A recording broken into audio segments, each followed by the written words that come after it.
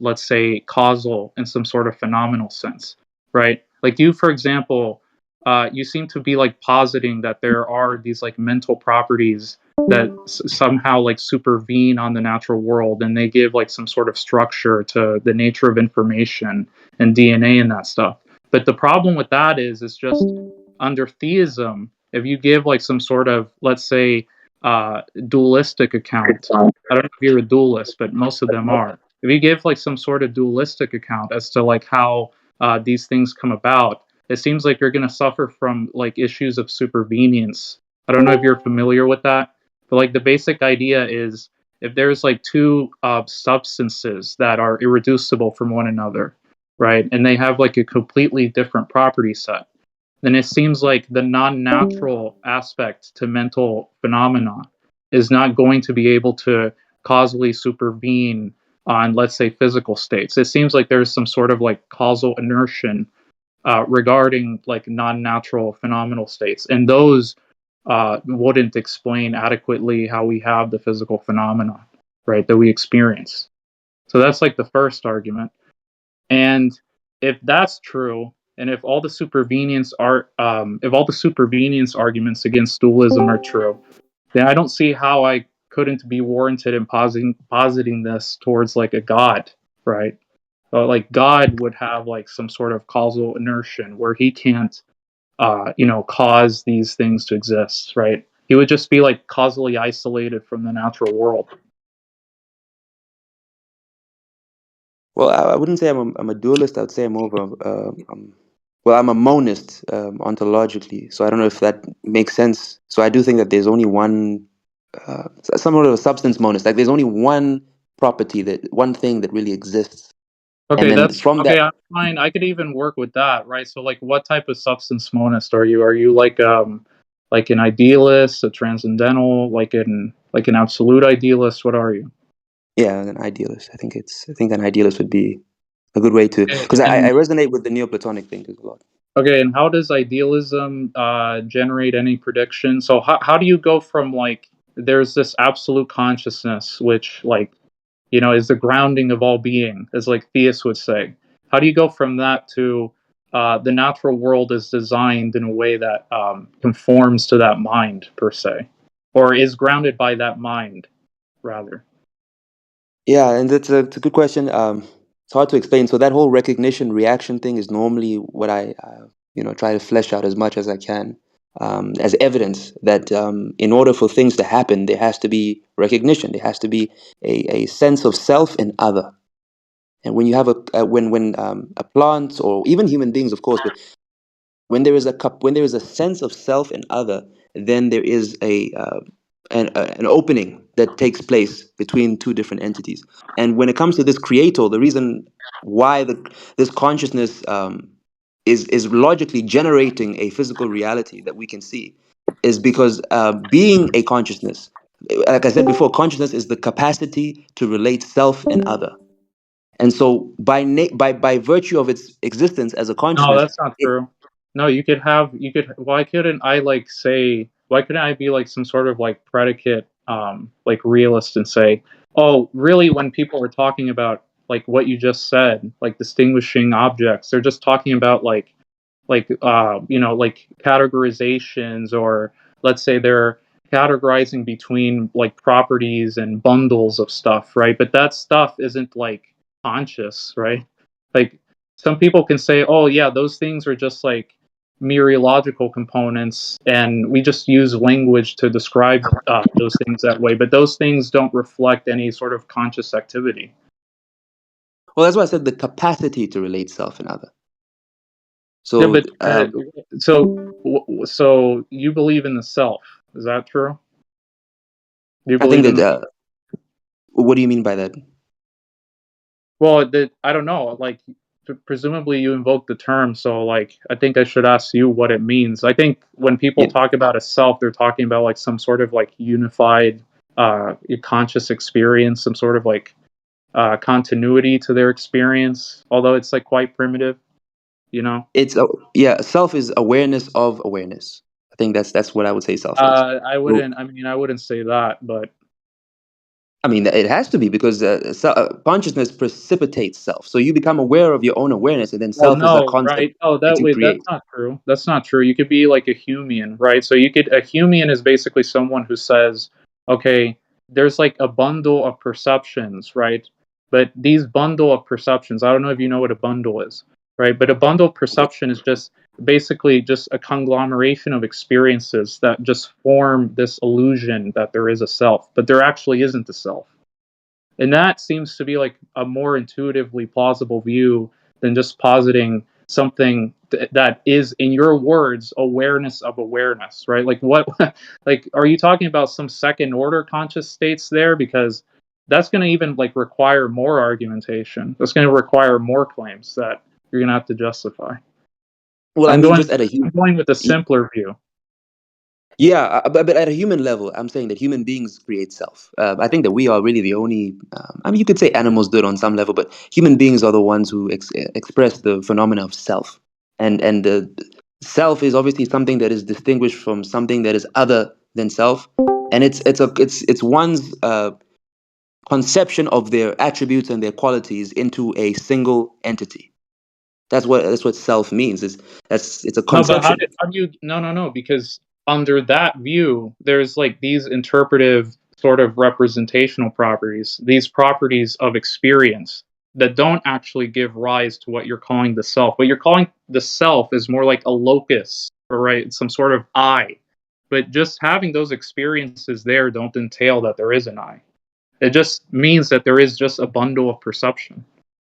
That's the view. I mean, I sympathize with it. Could be an illusion. I mean, that's what Parmenides. He was a Greek thinker that he had this idea of our self being an illusion, and that there's But really I'm only asking one. you. I'm asking you because obviously you're the one that's a theist. You're the one that's positing like some sort of absolute idealism, right? And I'm giving some Right. contrastive view, which is like a simpler account, which is more like anti-realist in nature, by just saying, okay, these things are just sort of interpretive concepts in our minds, and these things allow us to perceive. But I could be an anti-realist about the us there, or the I, or the we, and that seems perfectly plausible. In fact, more plausible than yours because your view doesn't allow for fruitfulness of further research, right? You have to sort of give an account as to how you bridge these sort of physical facts about our brains and how our experiences work to, okay, there is some sort of metaphysical notion of the self. You might say it's all idealistic, right? It's all mentalistic. But then the further question is, how does a continuity of experience entail that there is a self? Yeah, it's a good question, and because I'm a theist and I'm really like a monist, I really think that ourselves. I do agree that they're illusions. That they're illusions that we use to give us motion. That it gives us some sort of comfort, so that we can live and create an experience for ourselves. Fundamentally, the only real self, the real, to use your language, that's real, is the self of God, and that God is, and what makes his self different from ours is that it is eternal. It is eternally generated. It is that fundamental element that I'm saying is consciousness. And our consciousness is limited. It's an experience. But his consciousness even transcends a reflection meaning, some sort of No, being aware of but your own no, awareness, no, right? that's It's a not true. That's pre-reflective not true. state. No, no, yeah, but you could have pre-reflective states, but still consciousness could be some like non-fundamental property of the world. Like, how do you go from like, okay, there is like these perceptions to, okay, there is this like universal mind, right? Because you could be some sort of subjective idealist and reject that, okay, there is like some absolute transcendental mind that grounds like all of existence, right? So it's not like a commitment from these things are like primal states of perception, excuse me, primal states of perception to there is some like universal mind out there.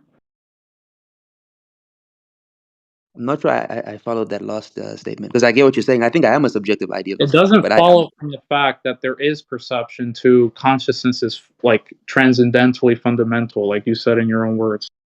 yeah, okay, yeah. So like I said, the only argument I have for that is this whole reaction recognition thing. And if I haven't sort of convinced you with that, then there's little more than I have. For me, that is um, that's what I see. I'm when I look at in order for there to be a reaction, there has to be a recognition.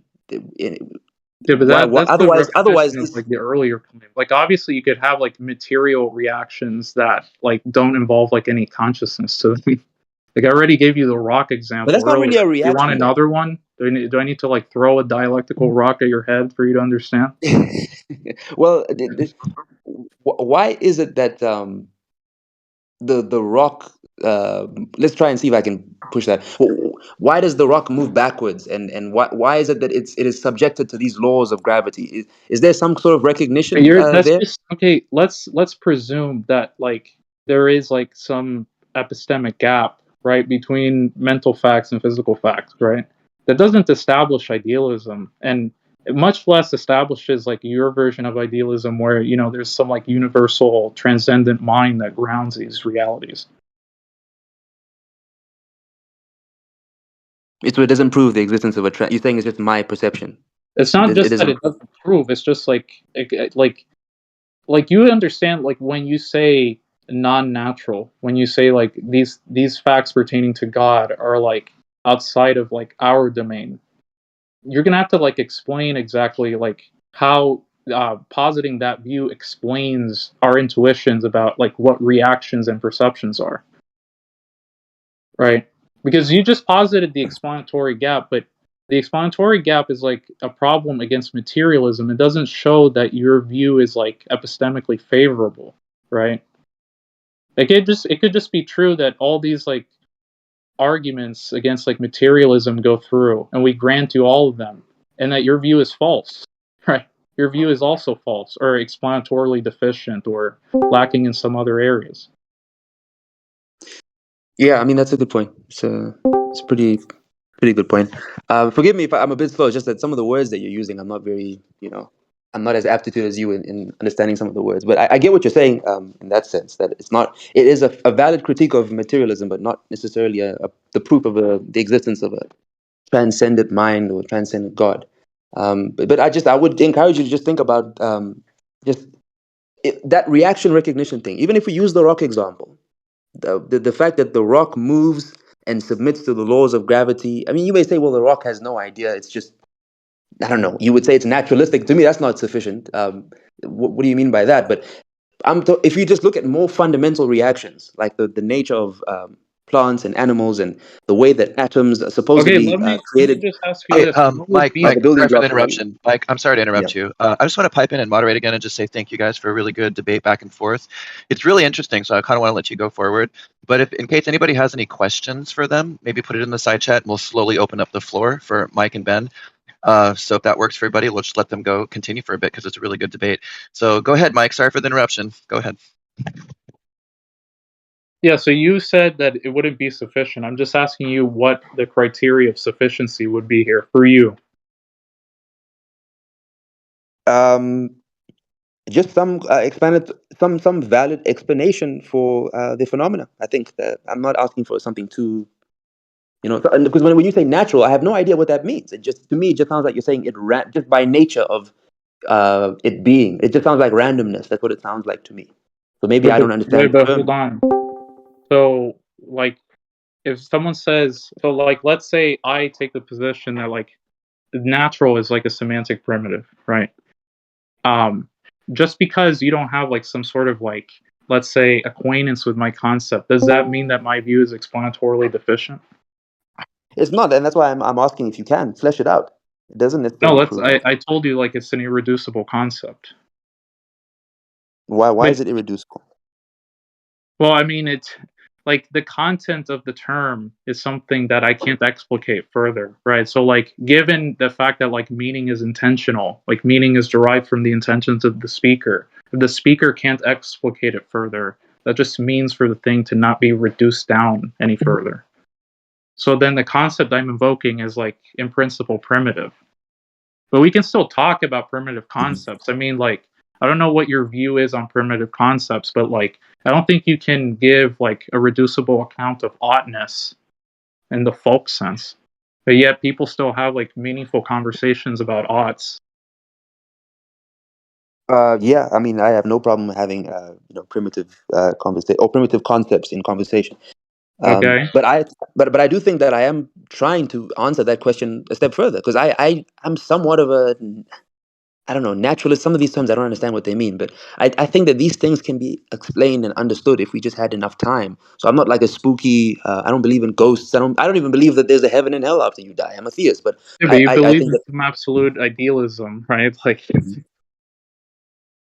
yeah, I think that, you know, there's a mind, you know, that is essentially becoming aware of its own awareness, and by virtue, and through that process it ends up creating a concept of self, and then if somehow a universe comes into existence. That's sort of the theory that I'm playing around with, and it's very Neoplatonic. It's very, you know, but this panpsychism, that's why I tend to represent did panpsychism. Nightclot whisper that into your earbud just now?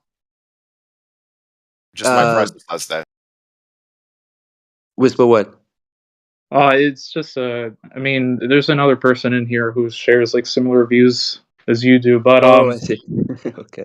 yeah, so like the idea is, okay, if you're positing that there is this God and that he sort of like grounds these facts that you want to say are best explained under theism, only because you see like the explanatory gap as being viable against materialism, that doesn't make any sense, because you could give like some sort of like case against physicalism, but it's still, I could give like some sort of like parity argument and say, well, how do these, like, let's say facts pertaining to consciousness, like how do the like mental facts explain you know, like certain phenomena, like let's say the self, how do mental facts explain like reactions that we observe in the physical world, right? Like how do mental facts explain XYZ? Like you could like just forget about the term consciousness in the materialism debate and just plug it in here.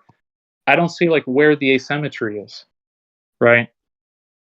All I'm trying to say by that is just because you give an argument against materialism, it doesn't mean that your view is like explanatorily virtuous. That's all I'm wanting to say. Yeah, that's a fair critique. What I what I am trying to say is that if materialism or physicalism, as I prefer to say, because you know, material consciousness may be a material. It's just that we can't perceive it you know, with our faculties. But my whole thing is, if we can see evidence of consciousness, if we can see recognitions before reactions, if we can see that in every phenomena, and if we can't go further than consciousness, we actually cannot explain where it comes from, unless somehow they've been able to prove that it comes from the brain. And I don't see that they've proved that yet. But if from there we can then start looking at perhaps how consciousness on its own can generate the perception of a physical reality. And this ties into simulation theory, that we basically live in some sort of a self-inflicted simulation where we perceive things to be physical, we perceive things to be a certain way. But then when people have these near-death experiences and when they have these encounters with certain herbs and medication, they start realizing that this is actually not real, that this is just an illusion that some consciousness has created for the sake of essentially having self-knowledge, because knowledge involves having something about yourself from something that is other than yourself. And when you understand that, you can see why a god would create a universe in the first place, and what the human being is. Do you follow what I'm saying? That's sort of where I'm going with that. I I don't know if mean, I lost you there. I think I might have lost you. you said a bunch of yeah, but like the problem is, even if like you keep going back to this example, even if there's like some explanatory issue in materialism, let's say what you're saying is true, right? Let's say the mental facts aren't best explained by material facts. There's like some gap there epistemically. Okay, whatever. That doesn't mean that like your view is true. That doesn't mean that your view sort of explains it, right? It doesn't follow from, oh, because these things are, let's say, underdetermined by physical facts, therefore idealism is true, or like some sort of like sourcehood idealism is true. Like that doesn't follow, obviously. And then the second point to my objection is, like, you keep positing that there are these like recognitions in nature, right? Because if something reacts to another thing, that just implies that there is like some sort of recognizance of, let's say, the subject there to the object. But those things could just be like dispositions. Those things aren't explained by any sort of like like in your case, like some sort of non-natural phenomena. In fact, like when I gave you the supervenience argument earlier, it makes the causation issues even worse, because if the thing that you're positing is of a different ontological kind than the things that are being affected by those causes, then you're going to have to give like an explanation as to how those things, how do non-natural properties that exist outside of the natural domain interact with those physical properties. So it's basically like some sort of interaction, some sort of causal interaction objection. Yeah, yeah. Mhm. Hey, sorry to interrupt Yeah, that again. was it. I Who's want talking? to give Ben a chance to respond to that, and then after that, we have a question from one of the other listeners, Omnicrow. Omnicrow, why don't you let Ben go, and then see if your question ties into what we're talking about, if that's okay with Mike and Ben. Go ahead, Ben. Yeah. In brief, I guess what I think that I am arguing is that the yes, obviously, just pointing out a gap between the material and the mental is not evidence of some sort of um, God, nor is it evidence of any real argument. But if I could somehow prove that the mental is prior to the physical, and that the mental is primary, and that it only makes sense for a physical world to be generated from a mental world, then I think maybe we have something of value there. And When you say so only makes sense, like it's the only rational position. yeah, yeah, Wait, yeah. but why? Like I'm gonna say why, but then I'm gonna follow up, because I'm not like ask yourself. It just says why, right? Yeah. The fact, and I'm not gonna like explain why I asked that. So the reason why I asked why is because um, materialism is just like some sort of like theory. So when we talk about materialism in this context, we're talking about like ontological materialism, which is like the Right. view that everything is material. Okay, the view that you're positing is like ontological idealism, and you're wanting to say that all the facts that are like observed in quote unquote nature happen to be encompassed by the what you call the transcendent consciousness, right? It's called God. Right. Well, Right. so there's two types of explanations that's usually given in philosophy. There's some sort of predictive explanation. So you could say that certain things are going to be predicted under this sort of theistic idealism that you want to run, that explain why the natural world is the way it is. Or there's like some sort of like accommodation where you're just like selecting for certain facts and saying that it's already sort of like built into the theory that those things would be explained, right? So, and All right, to so give an let's ask. example, Let's sorry, let go ahead. Crow ask their question now. Go ahead, Crow. I think this is a good time to let somebody in there. So I Who think is Crow had a Crow? question. I don't see Crow in here.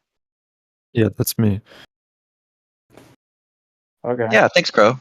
It's a pretty casual room, but I like how everyone's being chill and kind of treating this like a debate. So, and then now it's sort of like, let's open it up to like at least nice and slow. Let's let Crow into the conversation. Go ahead, Crow. Well, I was just going to ask, because there seemed to be an overemphasis on predictability earlier. Why is it that something being true requires predictability, or something being worthwhile requires predictability? Because what was asked was about this unifying consciousness and whether or not it is predictable and can create testable, predictable hypotheses, etc. And then my second question was, what is physicality in the first place? Because we're contrasting physicality with mentality and talking about causal relationships between the two. And there was even talk of substances and whether or not there was an interaction problem. But I didn't get a coherent notion what physicality was in the first place, through which I can analyze and gauge whether or not it could interact with mentality. And then the side point, but this doesn't seem to be relevant anymore, is I didn't see any justification for the thesis that the self is illusory as a plausible idea. And those were my three sort of points of contentions. And yeah, that's it. So what do I respond to this person, or do we continue the debate with the band guy? I think we should respond to Please him respond to the briefly, and then question. Yeah, that would Okay. be Okay, courteous. thank you. Yeah, thanks. So a couple of things there. So the first one I think you asked was, what is the coherent notion of the physical? So as I said prior to the debate, I don't really have a definition of the physical, right? I'm just invoking it in terms of this discussion, just to argue with him. I don't know if that like answers your question to your satisfaction, but I'm just basically operating on the fact that I have no definition. The second part is, I think you sort of asked, well, how is there going to be an interaction problem, given the fact that we interpret certain mental phenomenon as being, like, in a sense, irreducible from the physical. But how is the mental causally related to the physical? So how do they interact? And you're like asking, okay, what's the justification for this? Well, the justification for it is that um, the way that Ben here is like categorizing mental facts is that he thinks that mental facts, for every, let's say, property that a mental fact has, it's not like necessary nor contingently true that that property is identical to some physical state. So he thinks that, like, mental states in principle are non-physical. Okay. If they're outside of the physical domain, then that just means that the mental facts are sort of like precluded from, like, physical laws. They're precluded by physical constraints of causation. And if the causal laws are understood as being, let's say, confined to the physical, or let's say most of the causes that we observed are, like, confined to the physical realm, then it seems hard to sort of explain how things that are outside of that physical realm can sort of, like, causally interact with things that are within the physical realm. That's the idea. So if something has, like, a completely different property set to the things that are natural, and we understand causation mostly, I'm not saying this is like some sort of necessity or something like that. We understand causation mostly as some sort of, like, constant conjunction of natural events. Then obviously that seems like you would have to, like, rule out the view that, okay, these mental states aren't epiphenomenal, that these mental states are causal and that they interlink with certain physical facts. And the third thing to your question is, so the argument that I made was some sort of, like, abductive argument for, like, the self not existing. So the argument is basically like this, like, a view that is not in line with what people would consider, like, epistemic parsimony or ontological parsimony is going to be explanatorily inferior to the view that does abide by ontological parsimony. The view that I provided, which is called, like, Humean constructivism of perception, is in line with ontological parsimony. Therefore, the Humean constructivist view is superior to the view that Ben offered, which is, like, some view of, like, the self existing. Did I respond to that? Yeah, go ahead, man. Yeah, so I was told just here that there is no coherent notion of physicality, that wasn't wasn't provided and wasn't going to be provided. Well, And then to be clear, I said there is no definition. I didn't say coherent or incoherent. I didn't say those terms. I said there's no definition. that's what I'm saying. So it's entailed. If there's no definition, then no coherent definition was provided as well. That's just entailed. Okay. So, second, you didn't actually answer my question. The question wasn't whether or not there is a coherent way for these things to interact. The question was, in the absence of a notion of physicality, how does one even begin to distinguish the types of interactions and causal mechanisms? How are we supposed to analyze the interaction between physicality and mentality when I don't even understand what physicality is? What are you talking about? I don't know, so how am I even going to track what you're talking about when you talk about interactions between X and mentality? Because I don't know what X is. So you didn't actually answer that question. And I mean, in your argument against the self, that's just a normative argument. I mean, I don't find that convincing whatsoever, because your notion of superiority is just based on your values. So a couple of things there. Number one, I don't know, like, do you think that there's some reducible explication of what an ought means, in your view? What do you mean by that? Depends on what you mean by that. Do you think that there is a coherent definition of an ought that can be provided for the word ought? Do you think that there's a coherent definition of that? Yeah. What is that? What is that definition? Which you have motivating reason to do. What's the motivating reason? Yeah, a reason that calls upon your preferences, whether or not those be innate preferences or whether or not those be preferences that manifest from your innate preferences. Well, calls upon is already like calls upon is already like some sort of like motivational term there about like prompting you to act.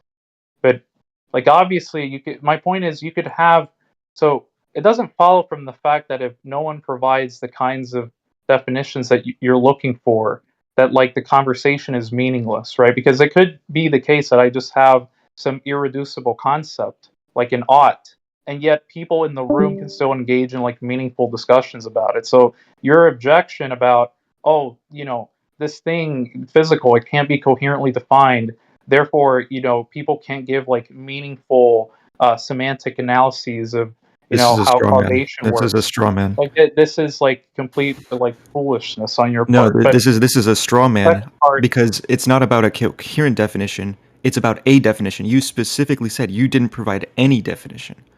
I didn't. Yeah, well, that's. Do you know what is meant by semantic primitive? Physicality, I don't think is a semantic primitive. I think you're just saying it's a Well, semantic primitive. under your analysis, well, I want to know what your analysis is because, like, under how I'm using the semantics, it is. Okay, well then explain to me. Give me some sort of explanation of what I'm you're referring asking to. you. I mean, I've done a pretty good, courteous job at sort of Let's try like to dealing with your take turns. foolishness, Please don't right? talk over So each now other. you have to abide by my terms and then ask to sort of explain to me exactly how you interpret the term physical. Sure, I interpret Use the light. physical. What was that? Under your lights. Yeah, physicality is just going to be the entities posited by our scientific theories and coherent with what is perceived as objects of outer sense. These spatio-temporal objects extended beyond me. Okay, spatio-temporal objects. Okay, so if something is spatially temporally extended, does that just mean it's physical under your view? That's not what I just said, no. Okay, what is it then? What is what? A spatio-temporal object? No, what constitutes something being physical? I just gave you a definition. It's an entity posited by a naturalistic scientific theory we have alongside a general coherence with the objects experienced in outer sense. Wait, but hold on a second, right? So let's say someone like Aquinas, right, in the 1400s or whatever, posited some like natural theological account, right, that sort of tries to like rationalize God through the uses of like empirical methodology found in the natural sciences. It seems like by your definition, the God of classical theism would have to be like some sort of natural object because it's in principle investigatable by the natural sciences as seen by the project of natural theology. Yeah, I don't see a problem with that. Okay, I mean, it would be a weird. I mean, definitions are subjective, right? So if you want to hold to that definition, that's fine. But it seems like a pretty weird way to use the terms, right? I wouldn't use the term natural that way. I wouldn't say God is natural. Well, to begin with, I didn't define natural. If you were paying attention, I defined physicality, and I think that is Yeah, how people. I look. I know what you're doing. I know what you're doing. I played with people like you before. You're doing the ask yourself the whole Jack Ang strike. Okay, I don't understand what you mean. No, you know exactly what I mean. Okay, like if you No, I don't have don't. I don't. concepts, I can take you down to the semantic dollar store so you can buy some conceptual products for your tiny brain. The second part is I Hey, no, already no, no, no, explained to stop, you. I Mike, already Mike, stop, explained to you. Mike, I Mike, already say, stop, excuse me, Mike, excuse me, Mike, excuse me. stop. No, no, stop, Mike, stop. We want to keep it civil in here, so avoid saying things like that. You just insulted that other person, so no insults, please. Okay, that's a rule in here. Thank you. Okay. The second part is I already explained to you exactly what the problem regarding causation was. I mean, if you didn't understand that, I mean, that's up to you, but that's not really an argument against my position. Um, You're so are you misunderstanding what aware? my Are you? argument was. Excuse me. Are you aware of Kim's supervenience arguments against non-reductive physicalism or property dualism? Are you aware of them? You understand that my Uh, contention was not about this causal interaction. My contention was about the notion of physicality in the first place. You're running Sorry. Answer away. my You're running. question. Answer my question. Are you familiar with that argument? Yes or no? It wasn't your You did, turn to speak. It was my you, turn to speak. right? Excuse me, but you didn't even answer my question. I did answer your question. No, Now, you can you didn't. answer I'm my still question? waiting. I'm Can still you waiting answer for. my question? I'm Are still you going to waiting answer my for question, or what are you going to you run away mean to by. AY? Are you You've going to run answer my away question? from Or are you going to every run single away one of my to, questions. Stop. to continental Let's stop breakfast? for a minute. Let's stop for a minute. Seems like Crow feels like your answer wasn't, your question wasn't answered. Can you restate that question, and then Mike can go and then ask his question. Go ahead. Give me some idea of what you mean by physical. That's it. I already told you. I can't reduce that. I can't explicate that any further. If you don't share that concept, if you're too conceptually impoverished to understand that concept, I already told you what you can do. Right? That's not an answer for me. I think the people in this room very well do know what physical means. Right? And I don't need to give like some sort of reducible explanation of what the term means. Sorry, right? Crow. Doesn't look like he wants to answer. Go ahead, Mike. Answer. It's not You can ask your next question, Mike. epistemic obligation to satisfy you. I don't need to satisfy shit from people that don't it was a understand fair what certain question. words It was a fair question, but if you don't want to answer it, that's fine. You can ask your next question now. I mean, I already sort of asked exactly, like, is he familiar with Kin's supervenience arguments? He doesn't seem to want to answer that. No, it's not that I didn't want to answer it. It's you were running away from my question, which was very But he important answered because the question. no, you just you just basically told me you're not going to tell me Okay, what physical means because do you think that any time that someone, let's Mike, say, doesn't you're over provide talking, you Crow. excuse me, I don't know who's talking. Do you think that any time where someone doesn't provide the semantic content for a term to your satisfaction, they're running away? No, but I think it's running away when you just completely run away from the question. I'm not running away from anything. What you want to do is you want to play the little skeptic card of just like asking. No, not skepticism. What does that mean? Oh, No. That's not true. That's not true. The reason I'm asking you. Crow. Go ahead, Crow. It's Crow's turn. The reason I'm asking you what you mean by physical is because I don't understand what the term physical means. So it seems like if I don't understand what the term physical means, I can't analyze these other issues regarding causation. Mike, metaphysical. You're over talking. Thanks, Crow. It's your turn. The reason I'm asking you what you mean by physical is because, from my perspective, when we talk about physicality, these are always different concepts and ways of speaking about a mind-dependent world. I am related to objects outside of me, and then I, through my productive faculties, create conceptual schemes to understand the world as mediated by me as a subject. And you can talk about or try to talk about the world as not mediated by yourself and your own faculties, but I think that's just, it's a pragmatic endeavor. It's about what's useful and not about what is I reject pragmatism under my conceptual scheme. I didn't say I was a pragmatist. You said that you had like some pragmatic consideration. I reject whatever sort of instrumental reasons you want to appeal to. Okay, but you have this very, very, annoying problem with strawmanning people. I'll drop a word. Being a skeptic, bro, that just wants to ask an argument. I'm not a skeptic. I'm not to fucking ask for what the definitions of terms mean. Go pick up. You're just being bad faith. I'm not a skeptic. Let's try to go back to dialectical Mike's question about supervenience. I think dialectical Mike was asking you terms and then get back. Okay, cool. I'm not a skeptic at all. I don't know why you keep saying I'm a skeptic. I didn't say you are. Crow, can you answer? I think the question was about a supervenience argument. Let's get back to the debate topics. Well, there's no point because we can't analyze the interaction. There's no point in arguing with this idiot. I mean, this idiot just runs. Oh, hold on. That's another insult. That's your second warning about that, Mike. I'll have to mute you again if you do more insults. I'm describing. Okay, that's going to be a mute for Mike there. So I'm just going to restate the rules here. Calling someone an idiot is definitely an insult. And there's a rule here, no insults. So I'll unmute you now. Please follow the rules. Let's try to get back to maybe Ben or something, Crow, if that was your line of questioning. Thank you for that. Let's open the floor to anybody else with any comments or questions.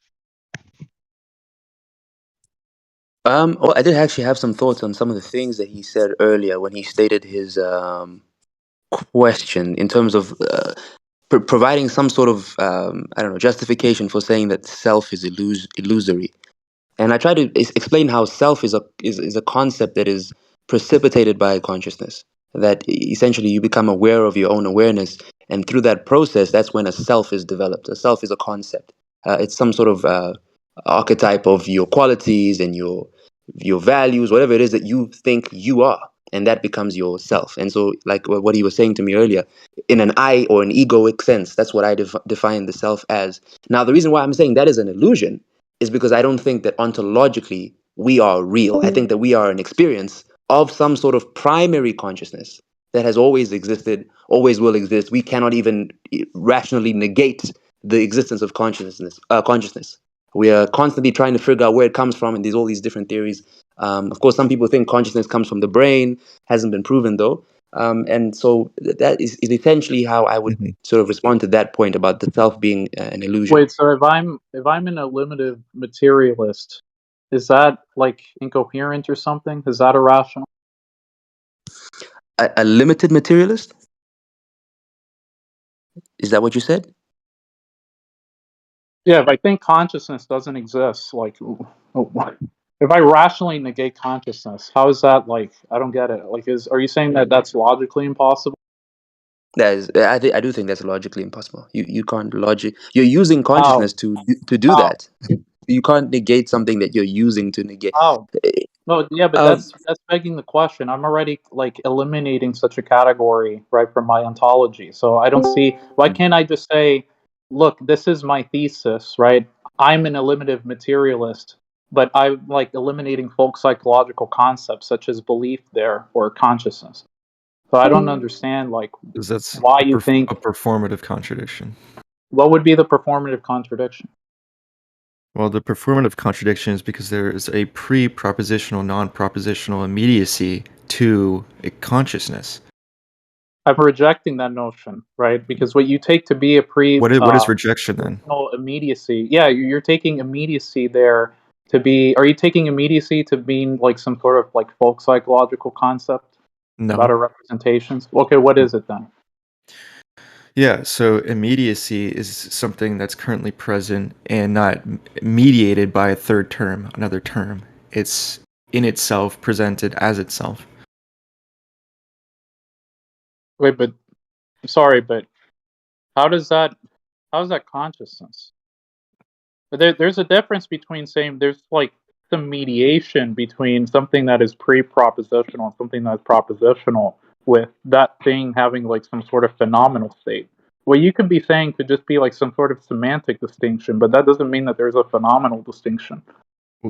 The point is that something seems to be and cannot be doubted, and what seems to be cannot be nothing, because nothing has no determinate character. It's not immediate. It's not mediated. Yeah, It's nothing, that's and so it must. Cartesianism. No, That's this is not. This is Cartesianism. not So I'm gonna Cartesianism. play It's by not your Cartesian. rules. I'm gonna play like your rules since you're a Jack Ainstrike groupie, right? I'm gonna play by your I don't rules. even know I'm who gonna that ask you is. what the argument is for Cartesianism. I don't even know what you're talking. I'm not a Cartesian. I don't know what you're referring to. I said what you just said is a Cartesian assumption about consciousness. Can you explain what you mean by that? You said that the self is the only thing that cannot be rationally doubted. That's You not what I said that said. That's not what I said. I think that's exactly what you said, but No, it's that might not. be I exactly didn't even mention the self. You're not just mine. pulling Hey, shit out of your ass. No, I think you're the one pulling shit out of your non-natural ass. But the third part is, I'm trying to get clear exactly on this assumption that the self is the only thing that cannot be rationally doubted. If what you're saying Did I make that is claim? that Because I don't believe that. well, you made a claim about immediacy, that immediacy can't be doubted. And what does that have to do with the self? You're sort of, I said consciousness. So you're making a Cartesian assumption about consciousness. We can talk about the self later. Yeah, And what's I don't the know. argument? I What's the don't know. argument for Some that? people think What's the that's argument for that? what was the argument? Wait, see, now you're doing it again. See, the thing that I blurred out is what you people do, and it's very evident what you're doing. It's very evident to the room what you're doing. It's very evident to Nyclot, Soli, the moderator what you're doing. It's you don't want to because you don't understand shit, let alone I phenomenology. think it's a fair If you, question, if actually. you understood what phenomenology was, you would have said the self is some like some unified consciousness or some sort of unified locus of consciousness, but you didn't say that, Because right? Mike, I think You these are agree fair with that. questions. Well, that's how it's typically defined. I mean, I don't care how it's typically defined. for a person that's so into definitions, But for a person that seems to want a definition for everything, This is you just seem like meta. very You're adverse. You not even seem very engaged. Yeah, adverse. yeah. Let's go back. Let's go back. To sort of academic terms and phenomenology. I'll see what you think. When did I say I care about academic terms? See, this guy's Let's go back. Let's you're go back. bullshit, dude. This is when did I say the word academic? When did I say this or that? Why don't you talk like a Okay, regular? Because what you're Why doing don't you talk like a regular person? you're not You shouldn't use engaging the word. you're not Yeah, you engaging shouldn't with use that what word I'm with me. How saying. do you know that? Guys, I How do you know that? actually Sorry want to about you. ask. I actually want to See. ask what Okay, your cool. contention is. I actually want to ask what your contention is with Descartes' concept that you can't logically Okay, question can you yourself. show? Can someone shut up for a second? Can Mhm. someone in the room show? Because I'm Mhm. just gonna play their card. Mike. I'm just gonna play the card. Mike, you can't tell people to shut up like that. Let's bring the temperature down. Mike, I tell you're passionate about these topics. I appreciate that you're here. I'll unmute you now, but please be civil. Okay, can you tell me what the performative contradiction is in eliminative materialism?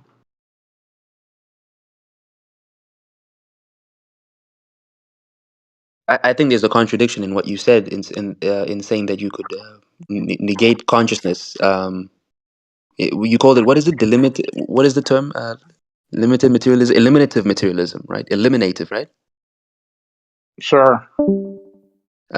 Yeah, so I think it's a contradiction. I'm not sure what the other term means, but it is contradictory to me because you're using consciousness to negate consciousness No, and claim that it doesn't begging the exist. question. I'm not And using that's not a need. subjective statement. That is an actual fact that can be You're demonstrated. positing the thing that I'm already denying. Yeah, but that's like, yeah, Do okay, you that's have true. some sort of It's transcendental argument that in order for me to communicate with you, I have to have like some sort of conscious experience? Is that what you're trying to get at? conscious experience. I would just say you need awareness. Yeah, you Okay, do need some what sort of is conscious. Yeah, you're right. when you You say do. You do need? need. When you say need, there's a necessity there, right? So how are you understanding the necessity? Is it a logical necessity, a metaphysical necessity, a gnomic necessity? Well, I would say I would the say simple ontological. answer. Now I would let say the this simple Ben guy answer. respond, please. Ben I would 10, say the please simple. respond. And Sure. I would say the simple answer to that is that you, as an eliminative materialist, say, well, consciousness doesn't exist. Now, I would argue you are using consciousness, not empirical consciousness, but what would I call transcendental consciousness, to even question that process of thinking. That would be what like is someone saying, transcendental wait. consciousness? Sorry. I'm still responding. So this would be like someone saying words don't have meaning, while using, and then writing a word how words don't have a meaning, while using words to express how words don't have meaning. It seems like the claim that you're wanting to make is that the position that I've laid out is like self-stultifying, and the self-stultification is that you need to sort of operate within the bounds of transcendental consciousness in order to reject it. Is that what you're trying to say? Yes. How? What is so? First, I'm just going to play the Mhm. crow card, right? And I don't know what that Mhm. means. I don't know what a transcendental consciousness means. So if I don't know what that means, I can't analyze your argument any further.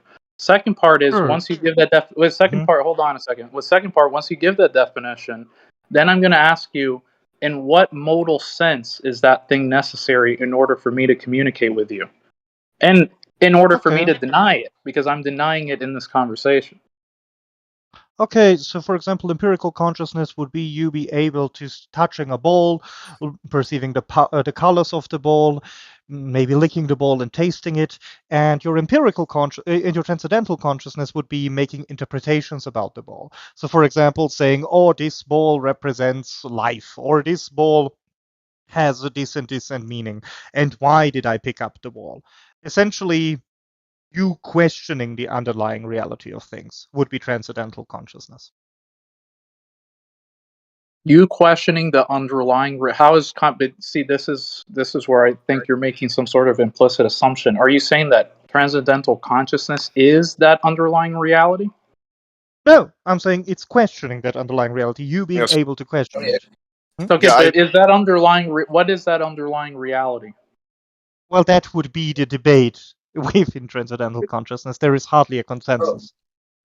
But under my underlying reality, there's no reason to posit these sort of like folk psychological concepts. How do you deal with that?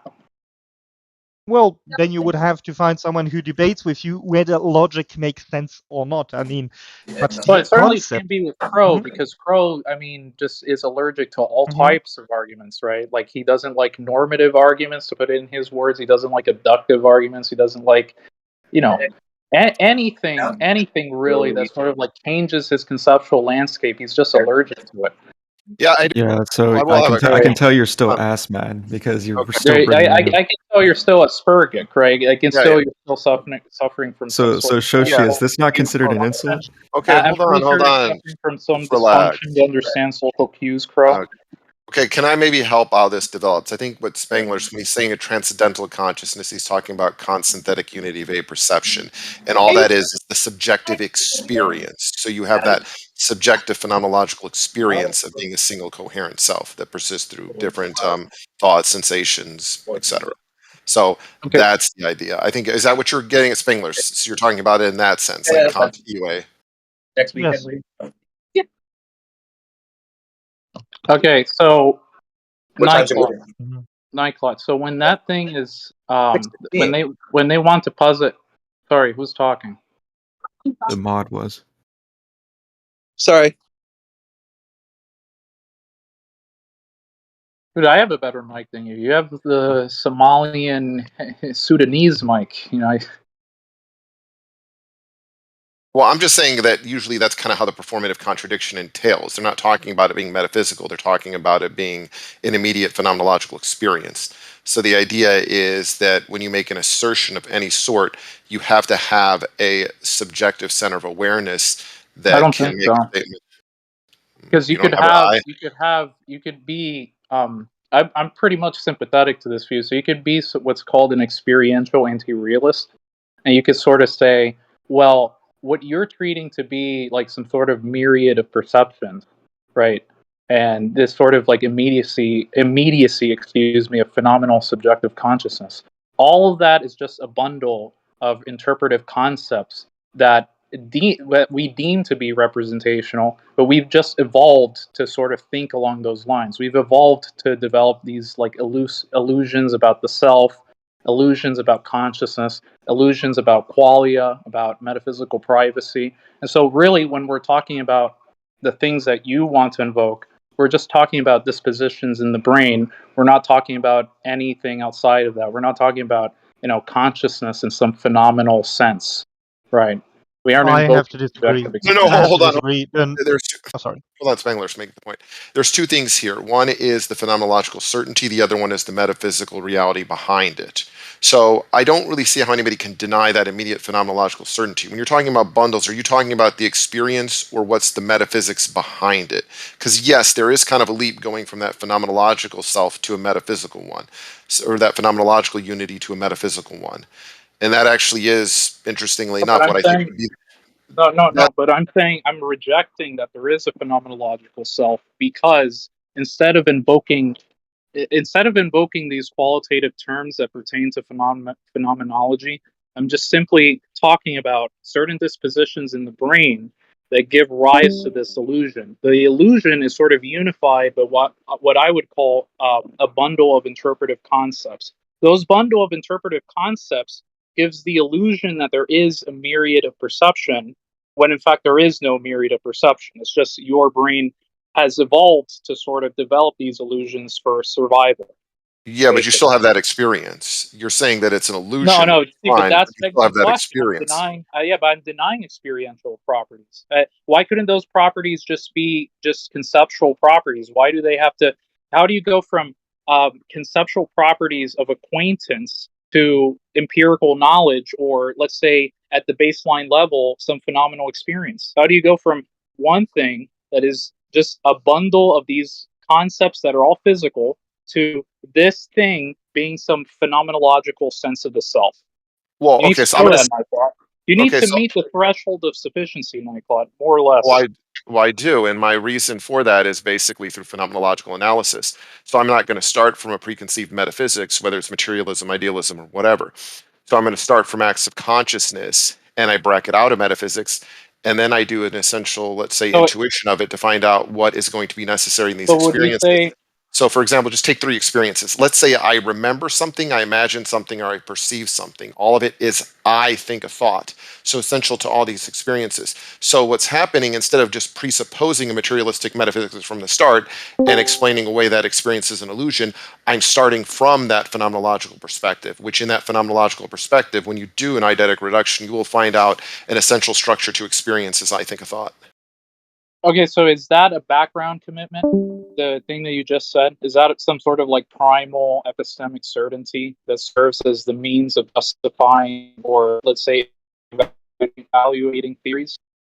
I start out with a phenomenological basis because I know the immediacy of experience. I have experience and consciousness right away, and I want to understand the structures of consciousness and experience. Okay. So for me, that's prior to an argument.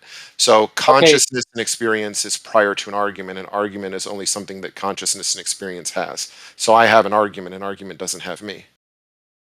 Okay, so this is what I'm asking. Is that what you just said right now? Is that a foreground commitment? And is that vulnerable to rational scrutiny? Or is that a background commitment in the sense where those things are just the conceptual building blocks for your theory, your pre-theoretic intuitions, and they're outside of the realm of rational scrutiny?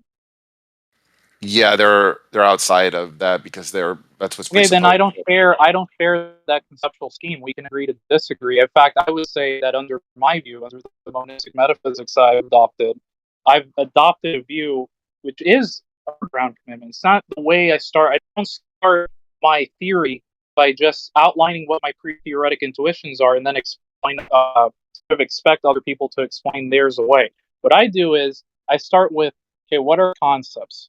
Concepts are these like mental particulars. These concepts form into bundles. These bundles then give me the ability to interpret things, for me to be acquainted with things. And then that in turn turns to some illusion that there is something greater than those concepts. Like you would say, the self, or the I, or the phenomenal sense of the self. So we're going off of incommensurate conceptual schemes here. Yeah, I mean, for me, I would be Kantian. So concepts require an I that knows these concepts. So that's just going to be a starting point for me. I have a phenomenological starting point, and if people don't accept that, then there really is no. I have a metaphysical. Now, to be Yeah, fair, well, my I question. think the disagreement is you're starting from a phenomenological starting point, and I'm starting from a purely pre-theoretic metaphysical standing point, right? No, a I'm metaphysical starting by with definition is metaphysics. theoretic. Yeah, metaphysical. Yeah, exactly. Metaphysical by definition is theoretic. So I'm working off of a metaphysical starting point, and you're starting from the phenomenal. Yeah, Is that an accurate man of your position? Yeah, I start out with consciousness. Yeah, I kind of have Fichte's arguments against arguments. Number one is that I can't prove consciousness by any argument, but it's something I'm more certain of than any argument. So for me, consciousness is going, and experience is going to be the foundation. That's going to be the starting point. And given that that's the case, I'm going to have something what's called that transcendental subjectivity, which basically means I need to reflect upon my own ways of knowing things. And so the importance is method. And that's where I think things like the phenomenological and eidetic reduction come into play, because with the phenomenological reduction, I'm bracketing out any preconceived metaphysics. I'm not assuming materialism. I'm not assuming idealism, not assuming any of this. I'm starting from the point of view of just pure experience and trying to understand that experience as it presents itself to my consciousness. Just letting the data present itself to me as it is and trying to understand it in the best way possible. So that's my method.